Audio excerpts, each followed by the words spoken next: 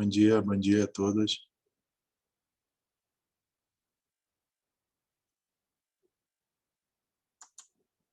Não sei se me escutam bem.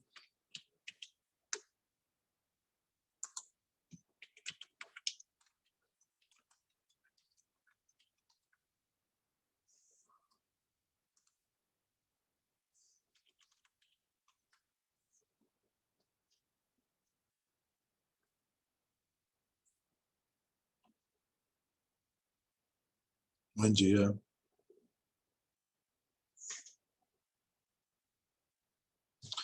Que bom.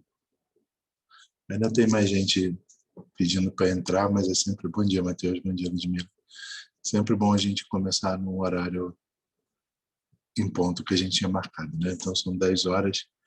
Vamos conversar um pouquinho.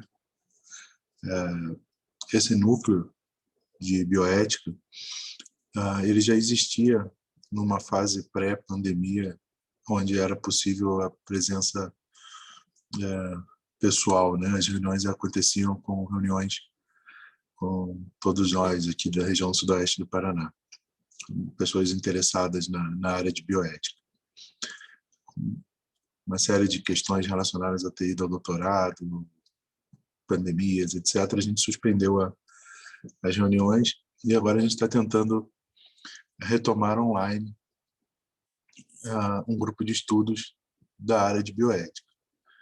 Eu acho que sempre que a gente começa um grupo de estudos é legal que a gente possa se conhecer, saber de onde as pessoas estão vindo. Eu sei que tem mais gente que não está ainda conseguindo entrar, é o caso da Sul, mas quem está aqui, né, se puder se apresentar e dizer de onde vem, de que área faz parte, só para a gente poder se conhecer melhor. Muitos eu conheço já por nome, mas às vezes não se conhecem entre si. Então, por favor, eu vejo na minha tela Matheus, Gabriele, Ludmila, Jaqueline. Vocês poderiam se apresentar, por favor?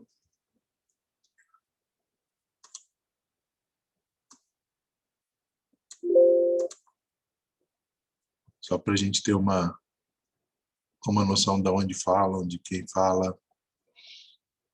Alguém quer começar?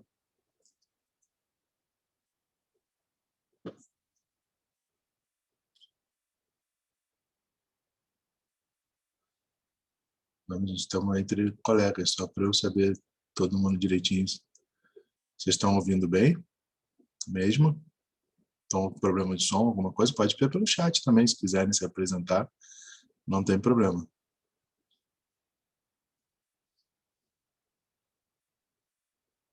Só para ficar mais próximos uns dos outros, né? Alguém quer ser o primeiro? Alguém não está conseguindo falar com o som? Não consegue desbloquear o microfone? Não está conseguindo ouvir, Matheus?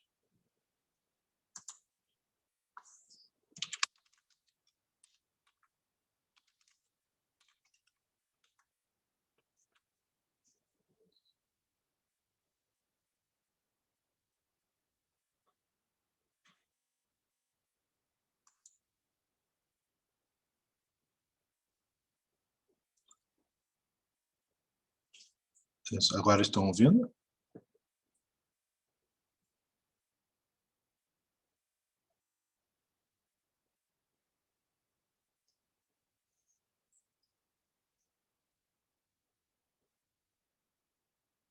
Estão conseguindo ouvir agora? Não? Deixa eu te pedir para sair do mudo.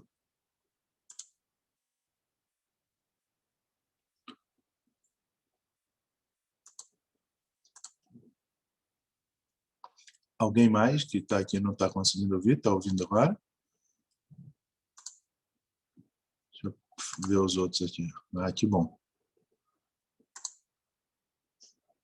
Dá para ouvir, né? Então, Matheus, quer ser o primeiro? Se agora você está ouvindo, quer se apresentar, dizer de onde você vem, para a gente poder se conhecer melhor? Como eu falei, alguns eu já conheço, mas é sempre bom a gente se apresentar. Você consegue falar? Ah, está sem microfone? Então se apresente pelo chat, não tem problema. Pode se apresentar por escrito mesmo, são agruras da tecnologia.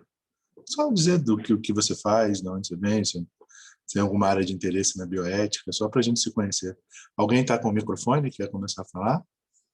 Ah, você é do curso de enfermagem, Matheus? Que legal. Enfermagem sempre tem um interesse muito maior do que, infelizmente, meus colegas médicos nas questões bioéticas. Seja muito bem-vindo, então. Você é de Beltrão mesmo, então, né? Então, aqui do Sudoeste mesmo. Imagina, é um prazer tê-la aqui.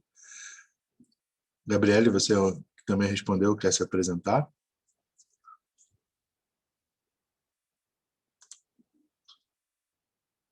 Eu sabia, eu falei com a Suzana, falei assim, ela falou, Frederico, será que vai ter alguém? Eu falei, sabe, a enfermagem sempre tem. No hospital que a gente trabalhava também era sempre, a enfermagem sempre se apresentava de uma forma muito mais presente, né, nas questões humanas, né? Acho que a gente tem muito a aprender com vocês. Alguém mais? Ludmila, Jaqueline, querem se apresentar? De onde vêm? De onde falam? Se não se sentir à vontade, tudo bem. Então, gente, assim, esse grupo, como a gente falou, é um grupo de estudos, né? A gente são todos da mesma turma, não, né? Se forem da mesma turma, aí é um conchavo. Né? Sim, que legal. Bom saber que vocês estão aqui. Então, esse é um grupo de estudos assim sem grandes pretensões, mas sempre acaba surgindo alguma coisa. Quando a gente tinha reuniões presenciais, a gente acabou uma vez escrevendo um artigo em conjunto para a revista de bioética. Quem sabe a gente não consegue chegar lá. Né? Mas é um grupo para a gente poder discutir angústias e temas afins. A gente consegue, a reunião está sendo gravada, tá? Até por uma questão de presença, só para ficar bem claro para vocês, a gente consegue certificados de horas. Eu sei que quem é acadêmico sempre isso é uma coisa muito importante, né? A Associação Médica aqui de Pato Branco, eu vou conseguir os certificados para vocês. A gente vai dar o certificado das horas das reuniões do nosso grupo de estudos, uma coisa bem oficial. Ele era um grupo bastante... seja bem-vinda, Letícia, tá? Não sei se está me ouvindo, qualquer coisa pode dizer aqui no chat, pode desbloquear o microfone e se apresentar, não tem problema nenhum, tá? É um grupo bem informal, assim. A gente normalmente fazia uma reunião mensal, a cada 30 dias, que eu acho que é uma coisa que não fica pesado para ninguém, e normalmente a gente deixava, assim, o tema a critério de alguém no final da reunião que queira, olha, eu estou interessado em estudar aborto, então eu gostaria de falar sobre isso na próxima reunião para eu poder organizar minhas ideias. Ótimo, não tem problema, você na próxima reunião fica a seu critério a falar. Não precisa de apresentação, da maneira que achar melhor. Normalmente a gente apresentava ali em torno de 15 a 20 minutos de uma apresentação, depois abria para discussões, falava sobre eventos que iam ocorrer, o que a gente tinha de pretensão sobre o grupo mais para frente. Eu odeio ficar falando sozinho, embora seja professor, e professor normalmente gosta de falar muito, né? Mas, por favor, se alguém quiser falar alguma coisa, sinta-se à vontade, tá? Entre, pode falar, pode me interromper, eu não ligo, nunca ligo nem em aula, que dirá quando a gente está conversando informalmente, né? Então, alguém quer colocar alguma coisa? Está tudo bem? Alguém tem alguma ideia de outros grupos de estudos que participam, alguma coisa que queira falar? Por favor, fique à vontade, tá? Se não, eu estava vendo se eu conseguia falar com a Suzana, que é a maior incentivadora, e eu não sei por que ela não apareceu ainda, né? Mas deve estar com alguma dificuldade para conseguir entrar. Então, se está tudo bem, assim, eu acho que se todos concordam aqui, se vocês têm interesse em continuar, eu sei que a Suzana também vai participar com a gente, tem uma outra aluna que hoje está de plantão e não pode entrar, então por isso não está aqui conosco, é um professor também está de plantão. Se a gente puder, nós marcaríamos a cada 30 dias. Nós temos um e-mail, né, que foi o e-mail da nossa jornada de bioética, eu vou colocar aqui no... Pode.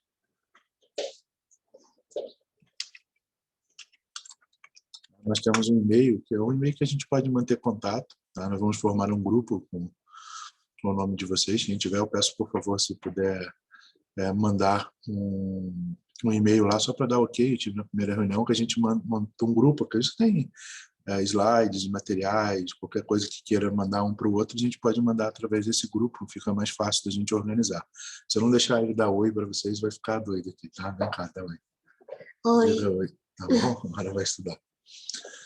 Então, para a gente poder manter um grupo, que eu acho que é mais fácil trocar as ideias, trocar informações, né? A gente tem muito acesso a eventos, etc. Então, eu consigo mandar tudo isso para vocês lá pelo nosso grupo. Acho que a Suzana tem o contato de vocês todos, né? Mas, de qualquer forma, se alguém quiser dar um ok lá no nosso e-mail, na nossa primeira jornada, pode mandar lá, que a gente já monta o grupo do nosso grupo de estudos aqui. Bom, sem mais delongas, então, se ninguém tem nada a dizer, aqui não é Cálice para Sempre, né? Mas a gente tinha proposto um tema para a nossa reunião de hoje, que era falar sobre vacinação fora do Programa Nacional de Imunização. Então, como era a primeira reunião, a gente estava organizando e eu fiquei a meu critério escolher o tema que eu gostava e para falar para vocês. Então, eu vou partilhar a tela aqui, eu preparei um material para a gente conversar um pouquinho sobre esse tema. Tudo bem para vocês? Tem alguém aqui no chat falando. Não me apresentei, Matheus, verdade, né? Meu nome é Carlos Frederico, mas todos os meus alunos aí de Beltrão me conhecem como Frederico. Eu sou de Pato Branco, na verdade, né? Sou médico, neurocirurgião, está aqui no slide de apresentação. E eu sou professor aí da UniOeste, né? De neurologia e neurocirurgia, mas também sou professor de bioética no primeiro ano, porque também tenho formação nessa área, também sou graduado em filosofia. Então, por isso daí o interesse de falar sobre essa área. Bem lembrado, né? Um lapso de apresentação.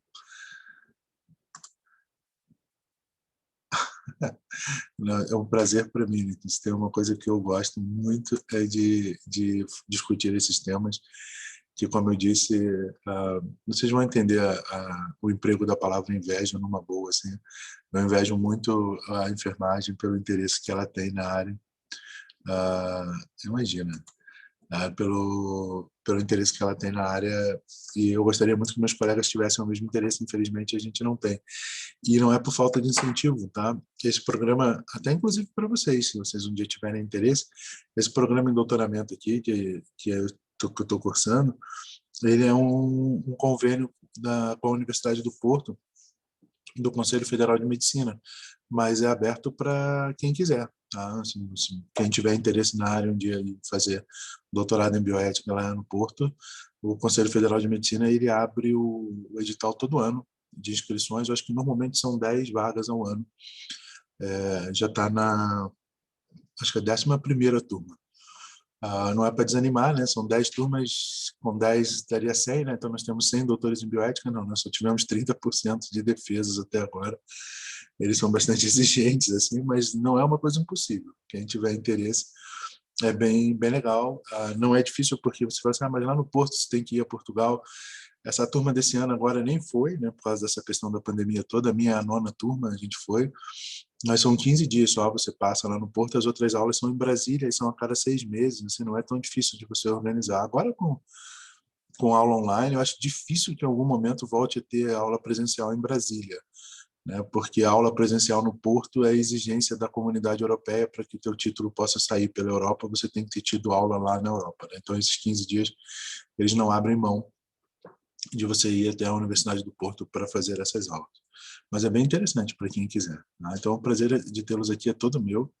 Né? E a gente vai falar, eu vou falar um pouquinho para vocês, depois a gente pode interromper, como eu falei, a gente vai conversando um pouquinho sobre um tema que tem me incomodado muito nos últimos meses, que é a Covid-19, obviamente, né? E a vacinação fora do nosso Programa Nacional de Imunização.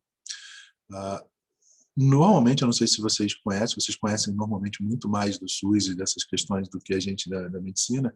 O Brasil sempre foi uma referência mundial na área de imunização. O nosso Programa Nacional de Imunização ele existe desde 1973.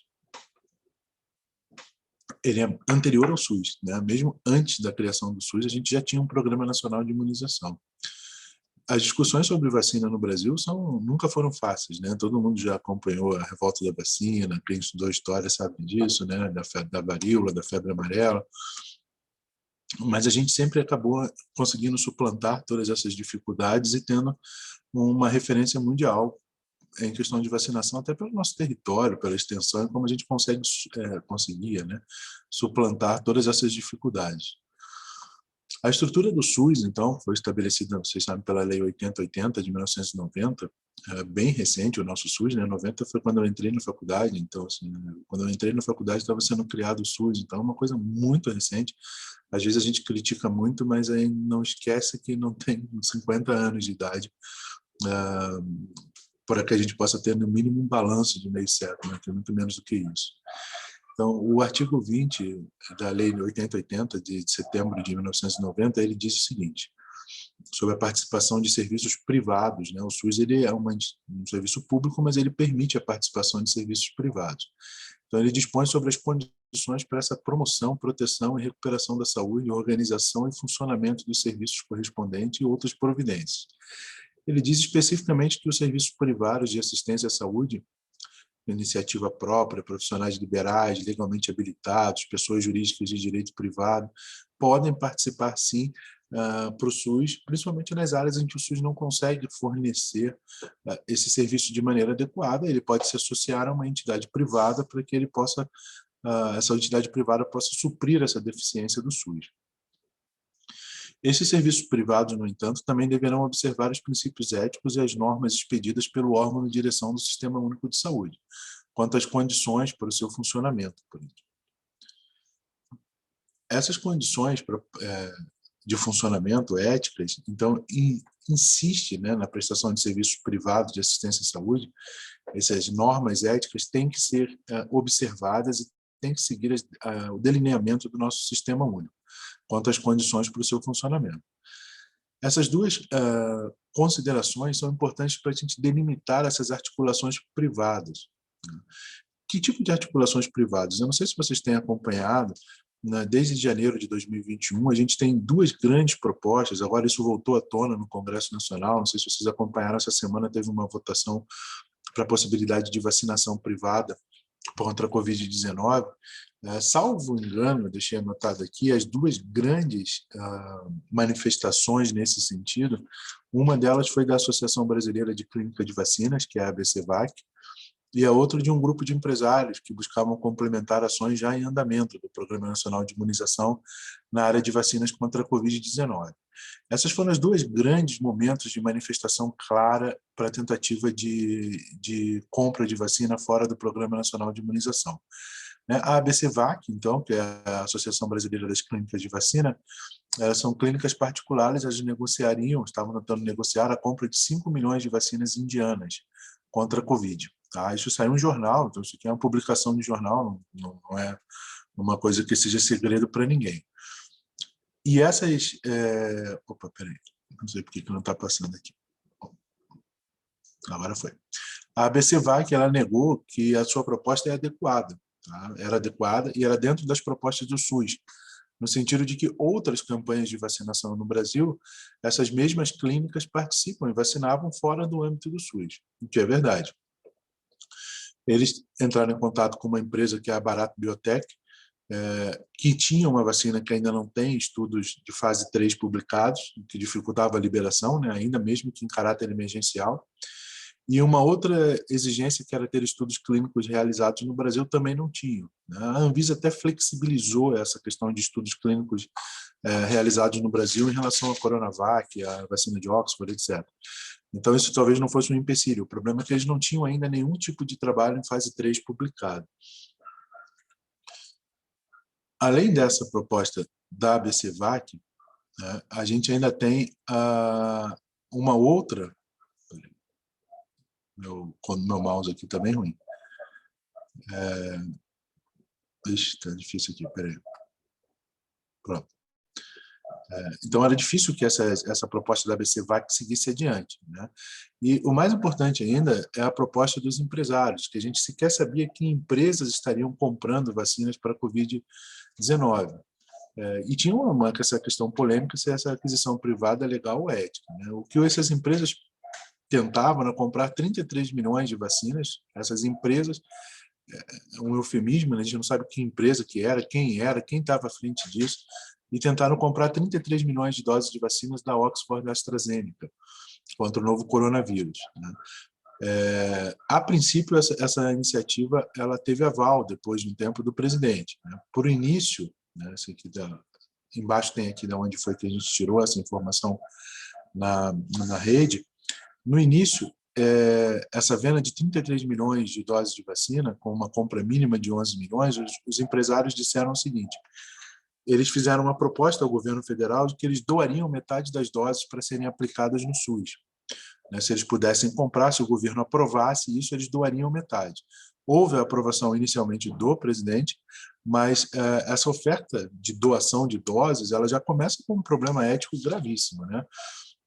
Por que com um problema ético gravíssimo? Porque eles não estavam doando as doses, eles estavam condicionando as doses, né? Quer dizer, eu dou as doses para vocês desde que vocês me deixem comprar 33 milhões de doses, eu dou 11 milhões.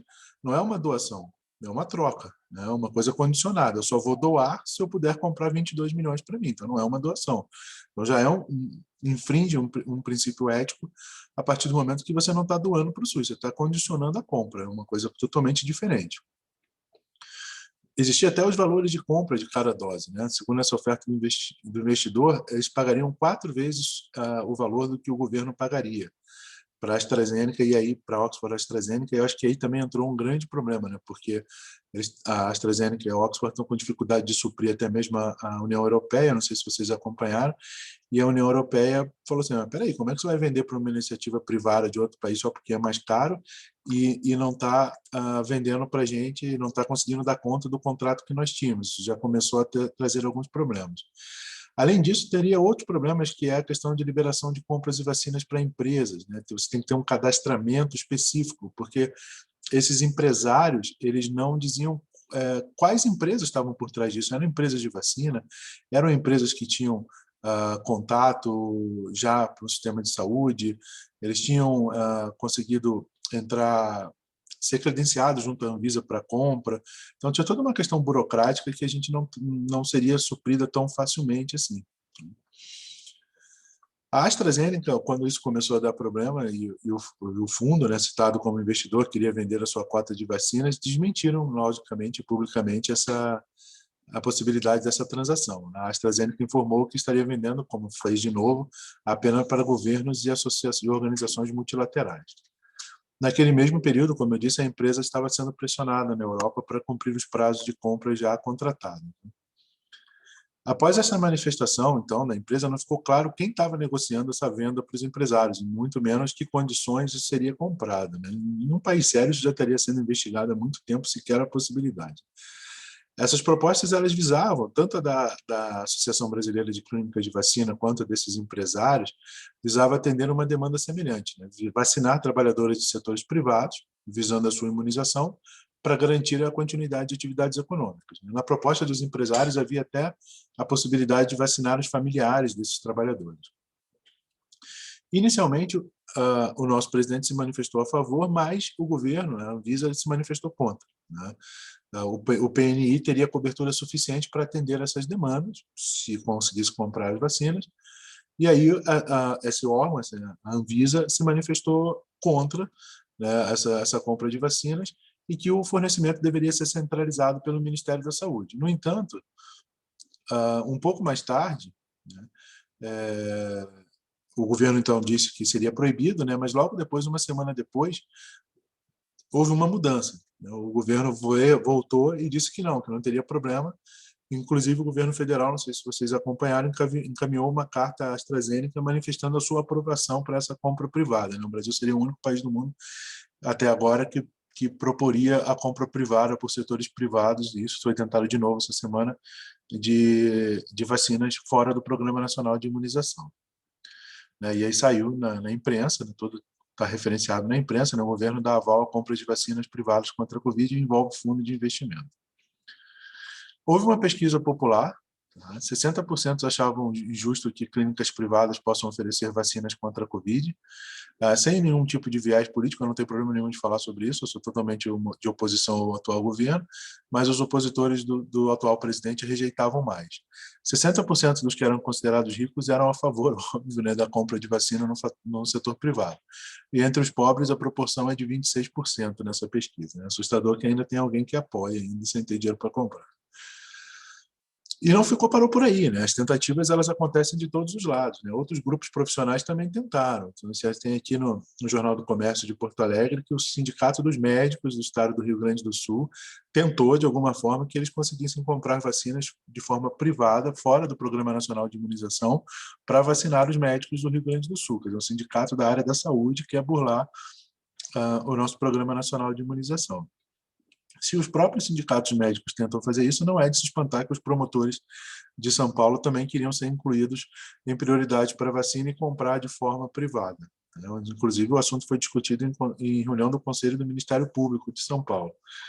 E eu não sei como que isso consegue vir à tona, na minha opinião. Né? A gente está aqui num grupo de pessoas que se interessam por isso para estudar. Todas as opiniões divergentes serão toleradas sem problema nenhum. Mas eu, pessoalmente, acho um absurdo isso. E aí, por causa de toda essa confusão, a gente tem que tentar se guiar em quem leva isso muito a sério. O Hospital Sírio-Libanês é um hospital muito sério. No dia 29 de janeiro, a direção do Hospital Sírio-Libanês pediu ao seu comitê de bioética do hospital para se manifestar através de um parecer, né, divulgado pela própria instituição, se isso era adequado ou não do ponto de vista bioético. O hospital se manifestou, o comitê de bioética, e disse que isso era uma proposta inadequada e justificou essa proposta.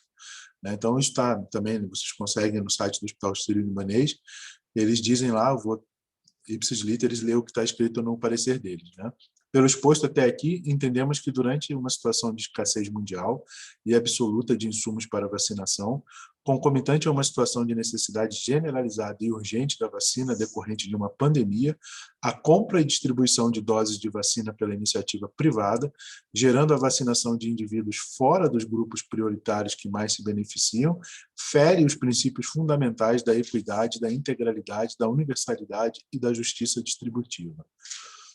O Comitê de Bioética, depois que o Comitê de Bioética do Sírio-Libanês se manifestou nesse sentido, o Comitê de Bioética Clínica do Hospital de Clínica de Porto Alegre aprovou uma nota de apoio ao parecer do Hospital Sírio-Libanês. E existe uma rede de comitês de bioética, que é um grupo ainda informal, que solicitou a todas as outras instituições que mantêm grupos de comitês de bioética que se manifestem na mesma direção do parecer, dizendo que é totalmente antiético você conseguir a vacinação fora do Programa Nacional de Imunização.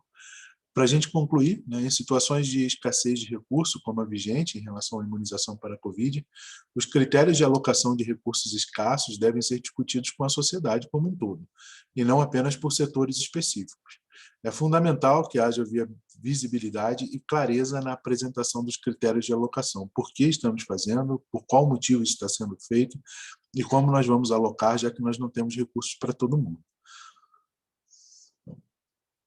Era isso, então. Deixa eu parar de partilhar a tela com vocês. E, por favor, quem tiver a câmera que queira abrir, a gente é só uma apresentação de que, vamos dizer assim, que estado da arte isso estava. Eu não sei se vocês acompanharam, essa semana teve a votação no Congresso, por sorte não passou, né, da compra de vacinas privadas. Mesmo com manifestações de comitês de bioética contrário, mesmo com o nosso Programa Nacional de Imunização, a tentativa ainda está sendo feita e a gente tem que ficar bem atento quanto a isso. Né? Por favor, gente, eu já falei demais. Alguém quer complementar alguma coisa? Alguém quer falar alguma coisa? Mesmo que quem está sem microfone, o chat está aberto sem problema nenhum. Eu vi que mais algumas pessoas entraram durante a apresentação, né, Miriam? Seja bem-vinda, então. Tá? A gente está falando um pouquinho sobre a vacinação fora do Programa Nacional de Imunização. Alguém quer comentar alguma coisa, gente? Não me deixem só eu falando sozinho aqui, é um grupo de estudos, né?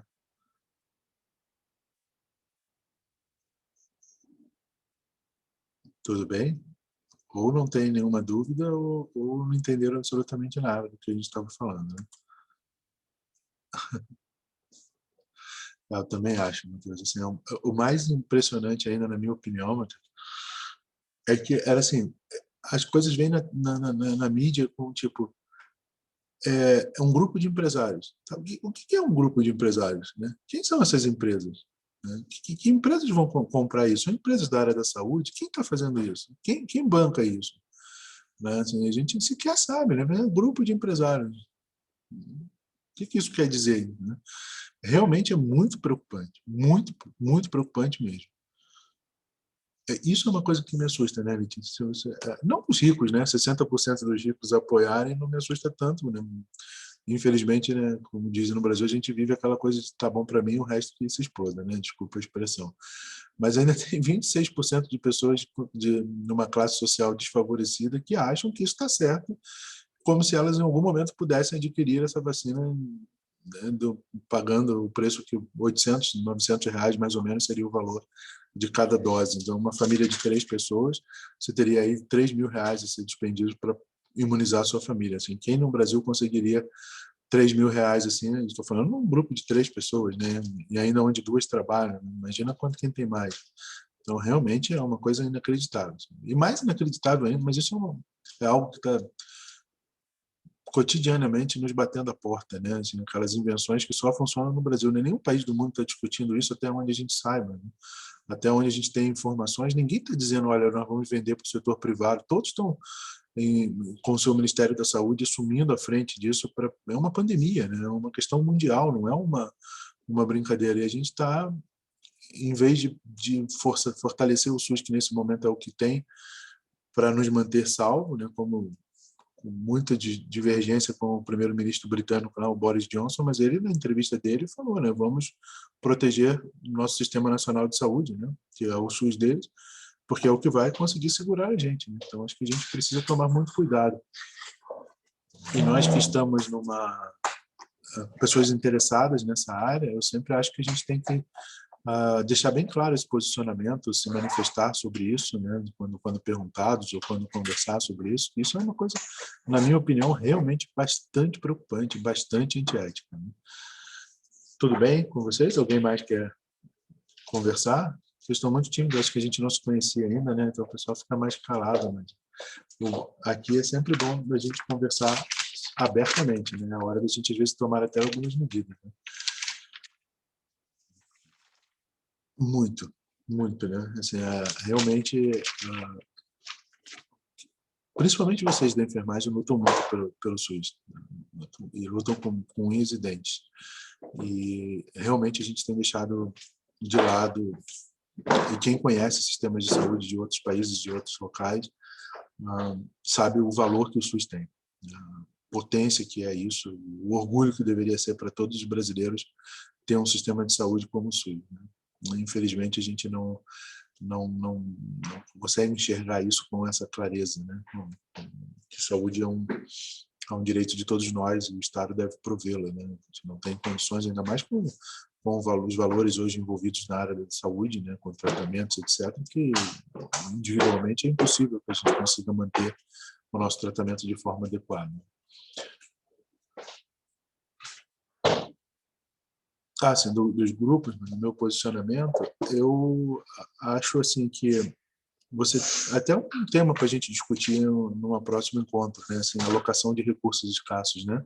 Isso é um tema que a bioética se interessa muito. Né? Então a gente tem que ter critérios. Né? Você tem vários tipos de critérios para alocação de recursos escassos. Né? Você pode ter o critério do merecimento, por exemplo, eu só vou dar para quem trabalha e paga imposto. Se isso está claro e é aceito pela sociedade, é um critério, né? Ou o critério, por exemplo, da doação de órgãos que a gente tem no Brasil, que é a fila, né? A fila e compatibilidade.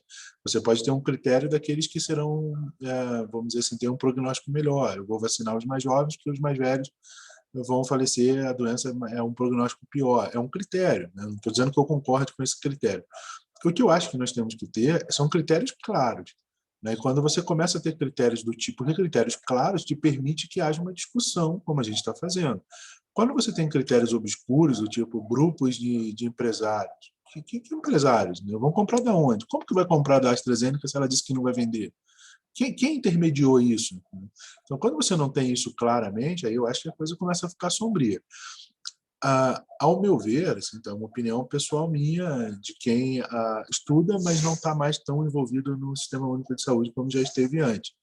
Mas eu acho que os critérios de alocação de recursos escassos, eles devem se basear, na minha opinião, em algumas coisas. Grupos de risco, né, aqueles que têm mais iminência de sofrerem com a patologia, e aqueles que naquele momento estão precisando mais agudamente. Há um surto, alguma coisa, vamos dar uma ajuda para aqueles que estão precisando. A gente também tem que avaliar a questão do que é escasso, né? Você tem elementos de escassez que são homogêneos. Por exemplo, se eu tenho a falta de uma medicação, como, por exemplo, a levodopa para o Parkinson, que é distribuída pelo governo, eu vou ter uma falta, mas eu tenho 300 pessoas que tomam. Eu posso pegar as doses que iriam para algumas pessoas, dividir para todas essas 300 para manter durante aquele primeiro mês, vamos dizer assim, até que eu regularizo o abastecimento. Então, se eu tenho um insumo homogeneamente, eu tenho um critério. Se eu não tenho esse insumo homogêneo, eu tenho que ter outro critério.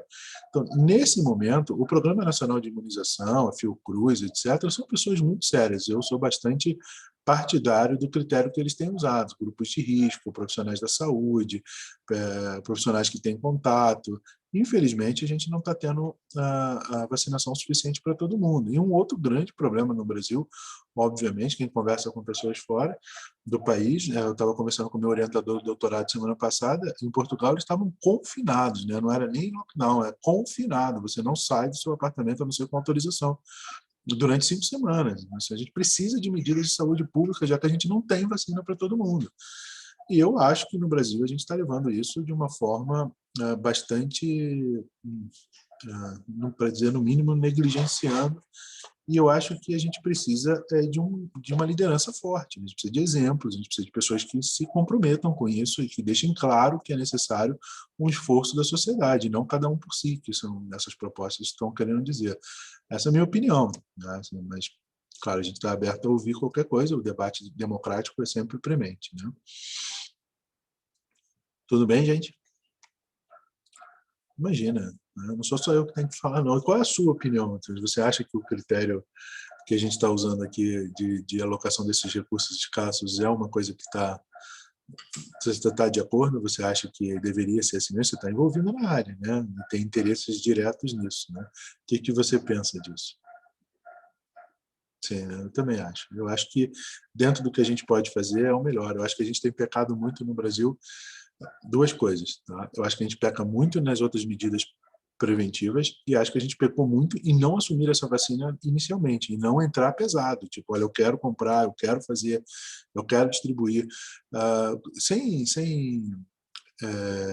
ficar passando pano, né, como é uma expressão que os jovens mais gostam hoje em dia, para ninguém.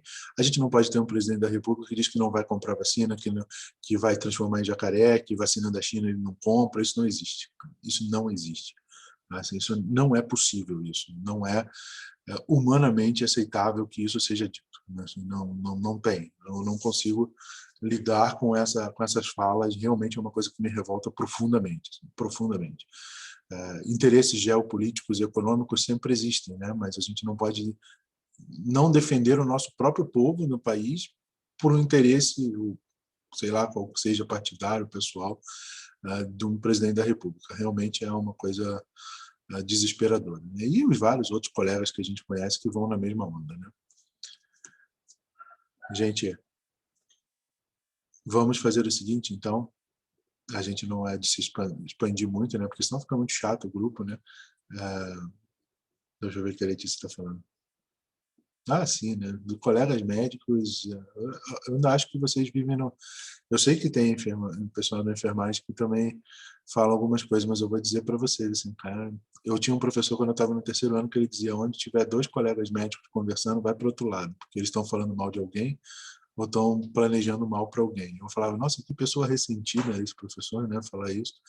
Hoje em dia, tudo que eu queria era encontrar ele, dar um abraço nele, falar assim, cara, você era um visionário, assim, sabe? Porque realmente é desesperador. Desesperador a gente ter colegas médicos, que tem um grupo, né? Hoje em dia não tem como não ter grupo de WhatsApp do hospital, e você vê colegas médicos defendendo tortura, defendendo torturador, justificando fatos desse tipo, é lamentável. Né? E aí as pessoas dizem, mas estudou tanto, não sei o quê. Existe um... Quando eu ficar chato falando de filosofia, vocês me cortam, tá? Porque eu sou graduado em filosofia e eu adoro. Existe um filósofo que eu adoro chamado Adorno, Theodor Adorno, que ele diz assim, a inteligência é uma categoria moral. Não se é inteligente porque se tem muito conhecimento técnico, se é inteligente porque se é ético e se é moral. Conhecimento técnico não é critério de inteligência, tá? É apenas conhecimento técnico, não é sabedoria, né? Então, eu cada vez mais concordo com isso, né? Colegas com muitos anos de estudo, mas sem nenhum tipo de formação humana. É realmente desesperador. Tá? Desesperador mesmo, assim, é uma coisa que me assusta a incapacidade de uma autocrítica, sabe? De perceber para que direção nós estamos indo. Porque está claro, está evidente isso, né? E a gente não está conseguindo sair. Né? É realmente assustador. Total falta de empatia, total. Concordo perfeitamente. É realmente muito assustador. Gente, se vocês concordam, então, se vocês têm interesse em continuar o grupo, a gente vai continuar divulgando. A sua, não sei o que houve, que ela não apareceu, ela não é de não vir. A gente vai continuar divulgando a cada 30 dias. E a gente não tem um tema para a próxima reunião. Alguém gostaria de falar sobre alguma coisa? Alguém tem ideia? Pode propor aqui, a gente vota e escolhe qual o tema que a gente pode fazer na próxima reunião. Alguém gostaria de propor algum tema? Tem ideia de alguma coisa que estude ou que goste? Quem vai fazer TCC, se quiser fazer na área de bioética e me chamar para orientar, eu fico feliz, tá? Não tem problema nenhum. Participar da banca também vou com uma boa vontade tremenda. Alguém pensa em alguma coisa? Todo mundo com vergonha de colocar para fora o pensamento? Posso fazer uma proposta, então? Que tal a gente falar sobre estudo de caso, Letícia? Ótimo. Ótimo, também acho que seria muito legal, só que não sou eu que vou falar, tá? São vocês que vão falar. Quem propõe vai poder apresentar, falar um pouquinho e a gente discute na hora. Faz assim como eu fiz, uns 15, 20 minutos, e aí depois a gente discute, tá? Então, nós podemos ter estudos de caso, sim. A gente pode falar sobre imprudência, imperícia e negligência com toda certeza. Tá? Às vezes até convidar um colega de direito para falar um pouquinho também, participar naquele dia, né? Para poder participar e falar um pouco mais para a gente. Nós tivemos duas opções aqui, então. Nós estamos em 7 pessoas. Que tal um estudo de caso no próximo encontro, ou vocês querem um tema sobre imprudência, imperícia e negligência? Não tem problema nenhum. Diga, Letícia, você levantou sua mão aí, pode falar. Bom dia, prof. Tudo bem? Bom dia. Tudo bem. Ano passado eu acabei participando de um grupo de estudo também. Ele era sobre cuidados paliativos pediátricos. A gente tinha aula com a prof. Luciana, né? Ela é uma advogada. Uhum. Eu achei muito legal essa metodologia que ela fez conosco, né? A gente jogava para ela um estudo de caso, né? Tudo o que aconteceu na instituição, como que foi o apoio com a família, com o paciente, o Uhum. que aconteceu, né? E ela Uhum. levantava as questões bioéticas, né, do ponto de vista dela, assim, a gente debatia legislação, a gente ia, como eu posso colocar,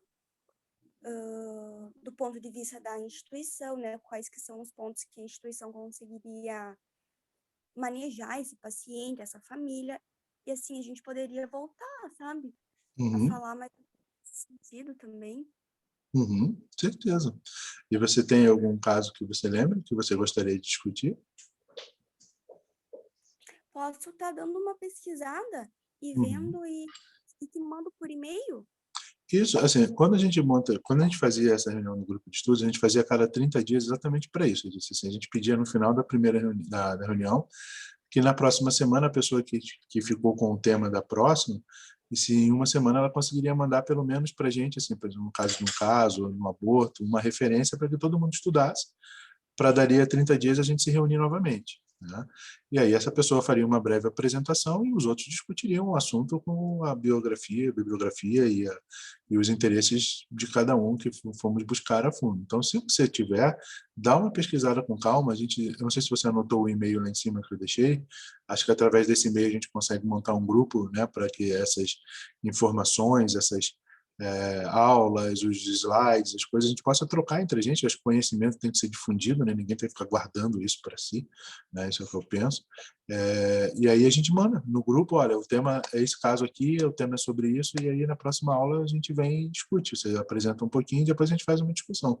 Pode ser assim?